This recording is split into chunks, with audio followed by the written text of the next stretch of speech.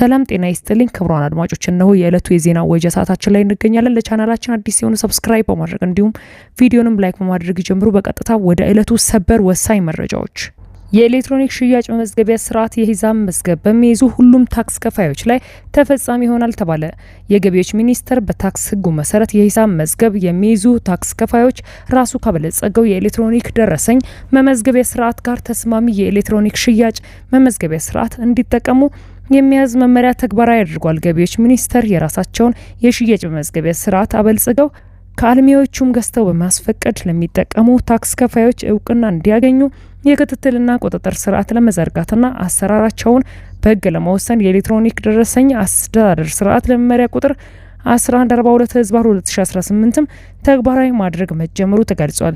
የኤሌክትሮኒክ ሽያጭ መመዝገቢያ ስርዓት ስለመጠቀም በሚደነገገው የመመሪያው አንቀጽ 19 የገቢዎች ሚኒስቴር ካዘጋጀው የኤሌክትሮኒክ ደረሰኝ መመዝገቢያ ስርዓት ጋር ተስማሚ የኤሌክትሮኒክ ሽያጭ መመዝገቢያ ስርዓት የሂሳብ መዝገብ በሚይዙ ሁሉም ታክስ ከፋዮች ላይ ተፈጻሚ እንደሚሆን ይደነግጋል። የኤሌክትሮኒክ ሽያጭ መመዝገቢያ ስርዓት ታክስ ከፋዮች ሽያጫቸውን ለመመዝገብና የሽያጭ መረጃዎችን በቀጥታ በኤሌክትሮኒክ ደረሰኝ ስርዓት ለማስተላለፍና ለመመዝገብ የሚያስችል መሆኑም ተገልጿል። ማንኛውም ታክስ ከፋይ በፈቃደኝነት ከኤሌክትሮኒክ ደረሰኝ መመዝገቢያ ስርዓት ጋር ተስማሚ የኤሌክትሮኒክ ሽያጭ መመዝገቢያ ስርዓት መጠቀም እንደሚችልም ተመዝግቧል። ሆኖም በርካታ ደረሰኞችን የሚያመነጩና አሰራራቸው ለኦዲትና ለክትትል አመቺ የሆኑ ባንኮች፣ የሰነደ መዋለ ንዋይ ገበያዎች፣ የዲጂታል ክፍያ አሰራጮች፣ የቴሌኮም አገልግሎት አቅራቢዎች ለሸማች ወይንም ለንግድ አገልግሎት ለሚውሉ ግብይቶችና አገልግሎቶች ላይም ከኤሌክትሮኒክ ደረሰኝ መመዝገቢያ ስርዓት ጋር በቀጥታ መገናኘት ሳያስፈልጋቸው ደረሰኝ የሚሰጡበትን አሰራር ሚኒስትሩ በልዩ ሁኔታ ሊፈቅድ ይችላል ተብሏል። አጠቃላይ የሽያጭ መመዝገቢያ ስርዓት ፈቃድ አሰጣጥ ሁኔታን በሚመለከት በተደነገገው የመመሪያው ክፍል የሽያጭ መመዝገቢያ ስርዓቱ ከኢንፎርሜሽን መረብ ደህንነት አስተዳደር የሶፍትዌር ደህንነት ማረጋገጫ ሰርተፍኬት ሊያቀርብ እንደሚገባም ተደንግጓል። በተጨማሪም የኤሌክትሮኒክ ደረሰኝ መመዝገቢያ ስርዓት ውስጥ የተተገበሩ የማንነት ማረጋገጫ፣ የግንኙነት መመስጠሪያና ሌሎች ደህንነት አሰራሮችን መተግበሩንና በዲጂታል ፊርማ የተረጋገጠ ግንኙነትና የመረጃ መላላክን ማስቻሉ ሊረጋገጥ እንደሚገባ ተመላክቷል። የኤሌክትሮኒክ የሽያጭ መመዝገቢያ ስርዓት የፍተሻ ሂደት የሚደነግገው አንቀጽ 10 ለፍተሻ እየቀረበ ሶፍትዌር ሁሉንም የሚመዘንባቸውን መስፈርቶችን ሙሉ በሙሉና ያለምንም ግድፈት ማሟላት እንደሚኖርበት ተገልጿል። የኤሌክትሮኒክ ሽያጭ መመዝገቢያ ስርዓት በየ2 ዓመቱ መታደስ እንደሚኖርበት የሚያዘው መመሪያው ለእድሳት በሚቀርብበት ወቅትም ከኢንፎርሜሽን መረብ ደህንነት አስተዳደር የተሰጠ 1 ወር ያልበለጠው የሶፍትዌር ደህንነት ማረጋገጫ ሰርተፊኬትና በጊዜ ገደባቸው ማሻሻያ ስለማድረጋቸውም የሚገልጽ ከገቢዎች ሚኒስቴር የተሰጠ ማረጋገጫ መቅረብ ይኖርበታል ተብሏል። ይህ በእንዲህ እንዳለ የአዲስ አበባ ፖሊስ ኮሚሽን የምርመራ ኃላፊ ባለመገኘታቸው ጋዜጠኛ ሰልሳይት ባለሳይንን ለማስፈታት የተመሰረተው የፍትሐ ብሔር ክስ ለነገ ተቀጠረ። ሰኞ ሰኔ 1 ቀን 2018 ዓመተ ምህረት በፖሊስ ቁጥጥር ስር እንደዋለች የተገለጸው ጋዜጠኛ ሰልሳይት ባይነሳኝ በሕጉ መሰረት በ48 ሰዓታት ውስጥ የፍርድ ቤት ባለመቅረቧ አካልን ነጻ የማውጣት የፍትሐ ብሔር ክስ መመስረቱ ተገልጿል። የፌዴራል የመጀመሪያ ደረጃ ፍርድ ቤት አራዳ ምድብ አንደኛ ልዩ ፍትሐ ብሔር ችሎት በፍትሐ ብሔር ሕግ አንቀጽ ድንጋጌ 177 መሰረት ትናንት ማክሰኞ ሰኔ 9 ቀን 2018 ዓመተ ምህረት አካልን ነጻ የማውጣት ክስ እንደተመሰረተ የጋዜጠኛዋ ጠበቃና የሕግ አማካሪ አቶ ዘውዱ በቀለ መረጃውን ገልጿል። አንድ ተጠርጣሪ በቁጥጥር ስር ከዋለ ከ48 ሰዓት ውስጥ ፍርድ ቤት መቅረብ አለበት የሚለውን ህገ መንግስታዊ ድንጋጌ ታሳቢ አድርገን ረቡዕ ሰኔ 3 ቀን 2018 ዓመተ ምህረት በተመሳሳይ ፍርድ ቤት ጠበቅን፣ ነገር ግን ልትቀርብ አልቻለችም ብለዋል። እንዲህ አይነት ሁኔታ ሲከሰት አካልን ነጻ ማውጣት የሚል የፍትሐ ብሔር ክስ መመስረት የሚያስችል ሁኔታ በመኖሩ ትናንት ማክሰኞ ሰኔ 9 ቀን 2018 ዓመተ ምህረት ክስ በማስከፈት ለፍርድ ቤቱ ማስገባታቸውን ነው የገለጹት።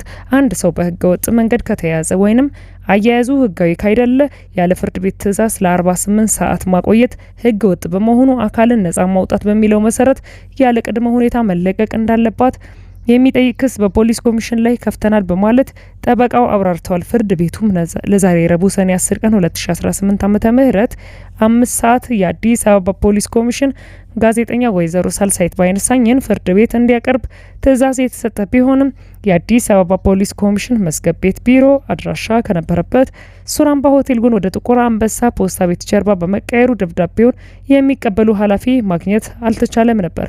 ይሁን እንጂ ለጋዜጠኛዋ ቤተሰቦች ዛሬ እስከ ጠዋቱ 2 ሰዓት ድረስ ደብዳቤ ማቅረብ እንደሚችሉ ተገልጾላቸው የነበረ ቢሆንም በዛሬው ዕለትም የሚመለከተውን ኃላፊ ማግኘት ሳይችሉ ጠበቃው ለችሎት ቀርቧል። የጋዜጠኛ ሰልሳይት በየነሳኝ በቁጥጥር ስር መዋልን ተከትሎ እስካሁን ፍርድ ቤት ባለመቅረቧ የተጠረጠረችበት ወንጀል እንዳልታወቀና በዛሬው ችሎት ፍርድ ቤቱ የፖሊስ ኮሚሽን ለነገ ሰኔ 11 ቀን 2018 ዓ.ም ጋዜጠኛዋን እንዲያቀርብ የመጥሪያ ደብዳቤ በድጋሚ ወጪ ተደርጓል።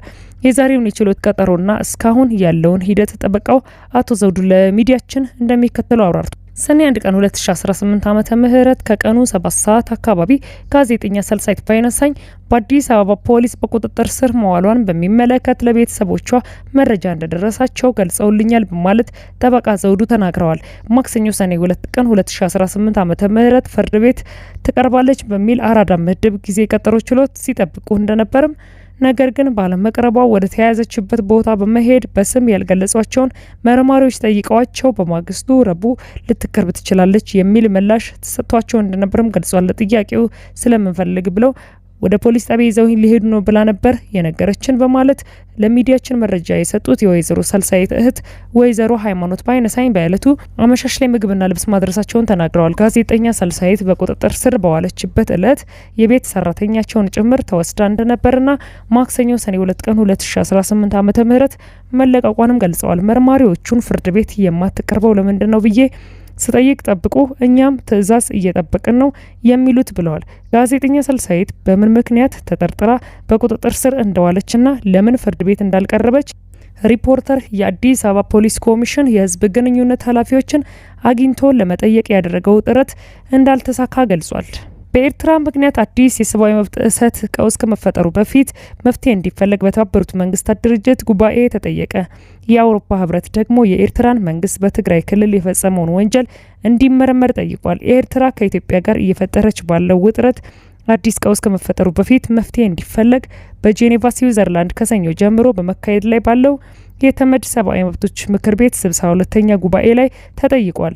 የምክር ቤቱ ልዩ መርማሪ መሐመድ አብዱል ሰላም በባይከርና ባልደረቦቻቸው ባቀረቡት ሪፖርት ኤርትራ አስከፊ የሰብአዊ መብት ጥሰት ያለባት ከመሆኗን በተጨማሪ ጉዳዩ እንዳይመረመርና ሪፖርት እንዳይደረግ በሯን እንደዘጋች እንዲሁም የባለሙያዎችን የማሻሻያ ምክርም ሆነ ሀሳብ ለመቀበል ፈቃደኛ አለመሆኗንም አመላክተዋል። በኤርትራ ያለው ሁኔታ ለማጣራት የመግቢያ ቪዛን ጨምሮ የኤርትራ መንግስት ትብብር እንዲያደርግ በተደጋጋሚ ቢጠይቅም የአስመራ መንግስት ተባባሪ እንዳይደለም ተጠቁሟል።